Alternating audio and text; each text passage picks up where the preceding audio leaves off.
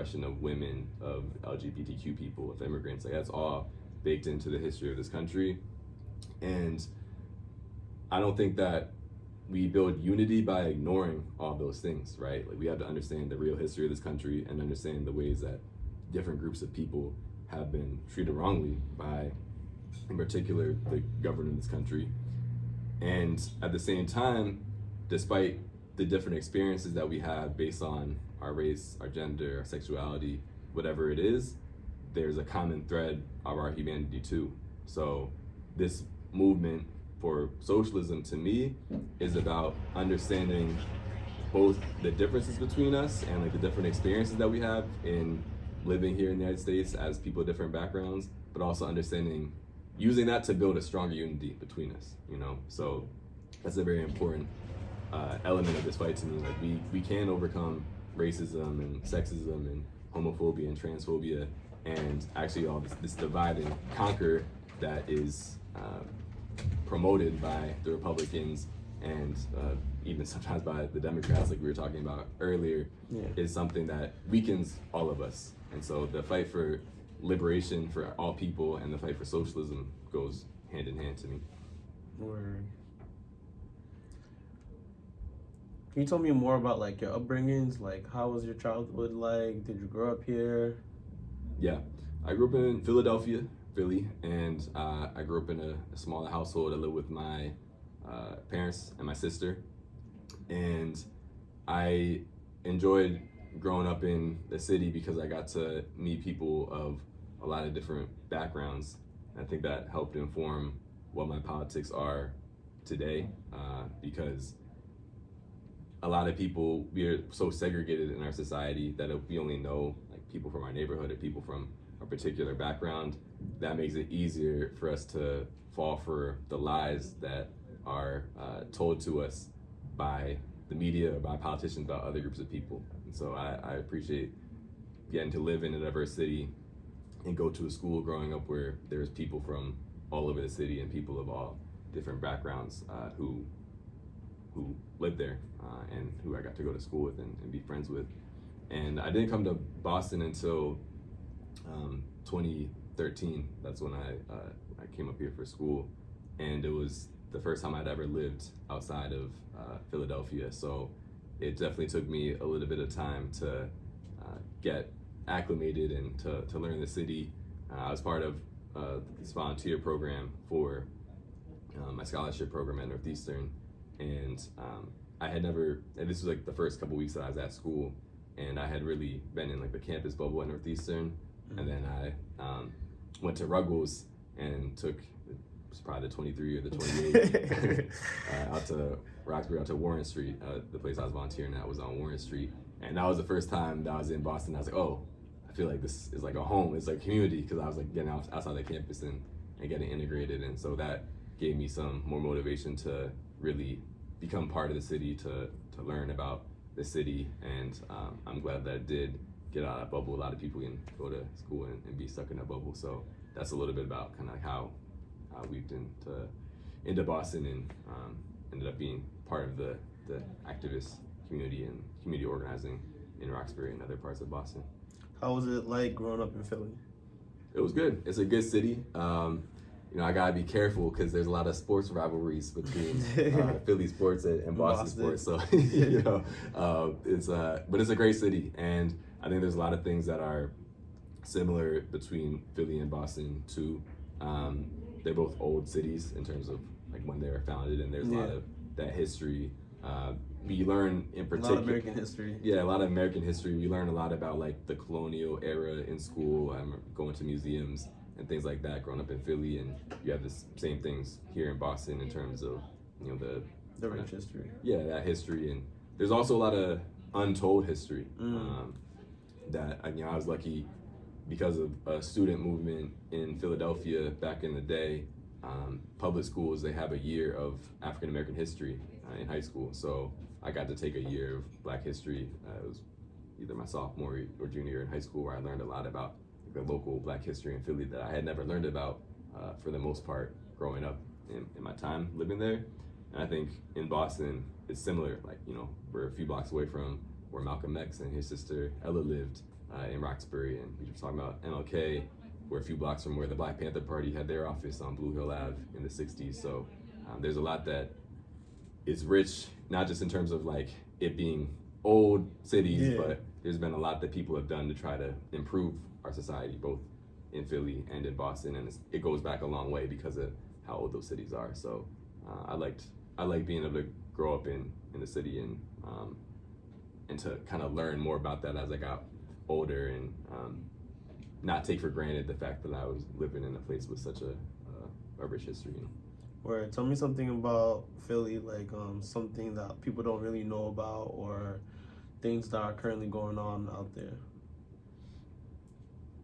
Something that people may not know about in Philly.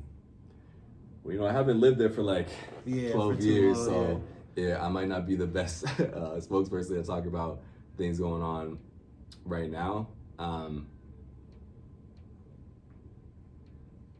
me think about what could be the best thing to say. Or anything that happened like when you was growing up, like what was very particular about living in Philly and like the environment you lived in. Mm-hmm.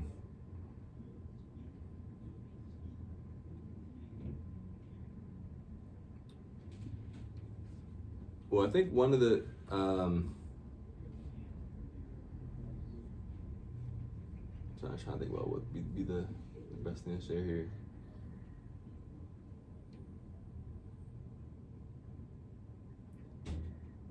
I mean, I already mentioned this, but I think it's worth saying a little bit more, is that there's a very like long history of activism in Philly. And I didn't really realize until I left Philly like how cool, deep it is. Yeah, how deep that activism is, and how cool it is that I got to take a year of Black history when I was in high school as part of the high school curriculum, and we learned about like W.E.B. Du Bois. He lived in Philadelphia for a while, and he wrote a book about it. Or we watched this movie called Birth of a Nation. Word. I was gonna say he's the first Black man to go to Harvard, correct? I think I actually don't know, but I trust you on that. But he was born in Massachusetts too. He was born in Great Barrington, all the way down in Western Mass. Or in high school, we watched this movie called Birth of a Nation, which is actually a really terrible movie. It's basically, it tells the story of the Civil War and the period after the Civil War from the perspective of the KKK. So it basically acts like abolition was a bad thing, and it acts like the KKK was positive. And that was actually the first movie that was ever screened at the White House when Woodrow Wilson was the president in 1920. But getting to watch that movie and learn about, okay, this is the way that history has been taught to so many people, and this was a movie that was considered good in 1920, that was very educational. And I have friends who are teachers here and who have been fighting to get ethnic studies into the curriculum in Boston public schools, and I mean in so many other places in the country is being like teaching the true history of slavery and of the civil rights movement is being outlawed, and they're trying to make it impossible for people to learn about the truth. So that's one cool thing I think, is how much just the history of the city, and particularly the history of people trying to make the city a better place, was like integrated into the day-to-day life, even to the extent of like being part of the high school curriculum, which was a result of people fighting to make that the truth or make that the case. That's something that I appreciate now in hindsight, and I think was very educational for me and like set me up on the right path, even though I didn't really understand that growing up. Word. What's something that you would say that like liberated your mind? For example, like starting off like being younger or like a little bit closed-minded. What's something you could say that liberated your mind to be more open? Well, I remember being really excited when Barack Obama was elected as president in 2008, and there's all these books that got written at that time and articles that were basically saying that the U.S. had solved racism. We got our first Black president, and now we live in a post-racial society or whatever else. Like, there's people that are saying things like that. And at the time in 2008, I was very excited when he got elected, and I felt like we had really solved a lot of society's biggest problems. And then when Trayvon Martin was killed, not only his murder, but the way that he was really demonized in the mainstream media, and then ultimately the man who killed him, George Zimmerman, was acquitted. That was a big wake-up call for me that we had deep problems still in this country, and that sent me down the path of being curious of learning more about politics and learning more about like why are things the way that they are. And as I started pulling on that one thread, it's led me to see the connection between that issue of racism and all the other issues that we face in our society. So I think that was kind of like the starting point for me, was the murder of Trayvon Martin, and then trying to understand how could it be that a young man, he was 16 or 17 at the time, which was the same age as me. I was born in 1995, the same year as Trayvon. And so the fact that he was killed, and I'm watching the news just completely try to paint him like a monster, that was just jarring for me as a young man, because I was like, well, that could have been me or any of my friends. He was going home after school, he had a can of Arizona, he had a pack of Skittles, he's wearing a hoodie, like normal after school activities. Why is it that he's being portrayed as a terrible person and his murder is being justified? That was like a real wake-up call for me. Does it make you feel anxious at times to know that, like, when elected as a senator, like, you have a lot of power, and like, do you feel like sometimes it can be overwhelming? Yeah, what do they say? With great power comes great responsibility. But to me, like we talked about earlier, pretty much everything that I do in organizing has made me feel uncomfortable at one point or another, because it's challenging me to step out of my comfort zone. But I find the solution to that in the fact that I'm not doing this alone. I'm not building this campaign as just a one-man show. We're building a movement, and I'm part of an organization, a party that has so many dedicated organizers here in Massachusetts and all across the country, and that gives me the strength to fight through anything that may feel scary about the experience, because ultimately I know that for us to make big changes in our society, we have to make a big effort, and that's going to require many of us to take on responsibility. And so I feel like prepared and ready to take on that responsibility, also knowing that I'm part of a movement that is going to continue to teach me, that's going to make sure that I'm consistent to and accountable to the values and principles that we all have. And so, yeah, for sure, it's a challenge. It's something that is a big step to take, but also I feel prepared, and I feel a lot of strength in being part of something bigger than myself. All right. What's kind of like your day-to-day life currently going on? Like, how would you describe it? Well, I'm an organizer in my work, so I do a lot of popular education, trying to educate people about the problems that we face in our society and potential solutions, like leadership development, trying to train up and mentor new people, and I do a lot of like research, writing, things like that for my work. And then for the campaign, I'm doing that as something separately. So there's a lot to do with those different areas of work, and then also just trying to live life. Make sure I'm taking care of myself, eating, working out, all that kind of stuff. So that's kind of like what my day-to-day is looking like, but definitely a lot of time spent on the work of trying to build a movement, and then also doing the work of in particular building this campaign. Okay, so like, what are some things that you're doing for your campaign? Like, tell me about it. Like, tell me the whole rundown real quick. Yeah, we launched the campaign, as of now it's late October, so we launched about 3 weeks ago, and right now our biggest thing is building a lot of visibility, getting people to sign up to volunteer, and also getting people to sign up to donate, because unfortunately in our society you need money to run elections, and the people that run up against, they get millions of dollars of funding from corporations and super PACs, that kind of thing. We don't do that. We're a grassroots campaign, and so getting regular everyday people to support the campaign. And the election isn't until November 2026, So right now we're doing a lot to build up our visibility, build up our volunteer base, and start to generate excitement around the campaign so that once we can start collecting signatures to get on the ballot, we have a group of excited volunteers who are ready to do that.